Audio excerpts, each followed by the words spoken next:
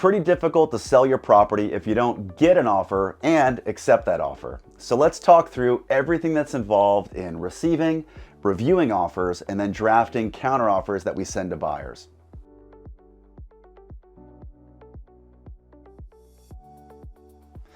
One thing that I would like to remind you of is that while the goal is certainly to achieve a multiple offer situation, meaning more than one offer and creating this bidding war for your particular home, in the end, only one person or one party can actually end up purchasing it.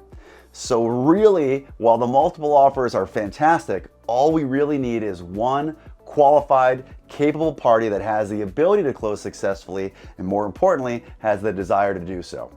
When we're talking about receiving and reviewing offers, usually we're also talking about an offer deadline. Now, a lot of times this looks like waiting to see what the buyer feedback is after either a weekend of public open houses or private showings, and gauging the level of interest from the market as a whole. If there is significant interest, we may choose to set an offer deadline, which if public open houses are a Saturday and Sunday, we might set an offer deadline for Tuesday or Wednesday, or really whatever time works for us. What this does is it levels the playing for prospective buyers. It gives them an opportunity to not only make their final decisions, but to also get their financial ducks in a row, review any other properties that they may be interested in, and really make sure that they're in it to win it and solely interested in your particular property when they submit that offer. Whether we do or we don't set an offer deadline, and whether we receive 1 or 2 or 10 offers, our process in pre-qualifying and reviewing is always the same. So what this looks like is we as your agents are going to ask a lot of qualifying questions of the buyers to their particular agent. We want to make sure that have all of the decision makers seen the property? Do they have any offers that are outstanding on other properties?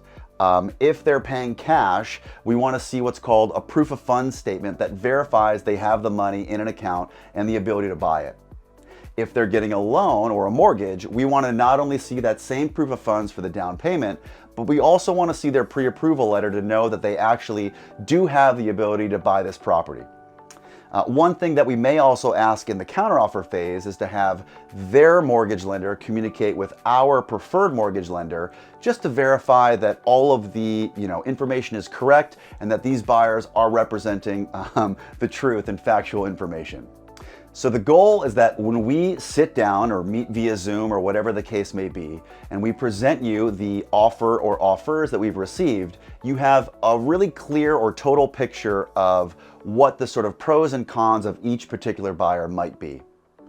From there, we'll have a conversation with you about what's important. Is it price? Is it terms? Is it timeline? Is it flexibility with certain things? And we will craft what's called a seller counteroffer that we can send to any of the parties that we choose to. One of the things that we also like to include with our seller counteroffer would be any of the seller disclosures that we're going to ask you to complete in advance. Any information that has to deal with the property specifically. So maybe solar lease documents, HOA documents that might apply. We also want them to review the title report and to any inspection reports that we might have to, again, make sure that these buyers know all of the information up front.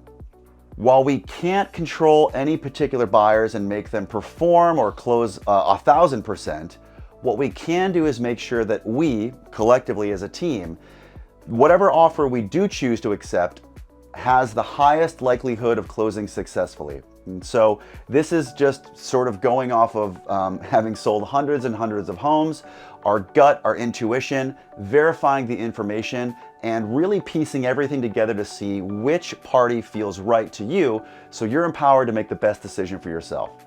As is always the case with anything we do here at the BWG Realty Group, we're going to maintain open and honest communication. We're going to give you our 2 cents and tell you, what you need to hear, whether you're being too firm or too soft, and frankly, how we would best advise for you to achieve whatever it is the desired outcome with this particular counteroffer. We're skilled negotiators and we're very, very good at what we do, having sold hundreds of homes, and we want to make sure that you know that we are fighting every single step of the way for your best interest.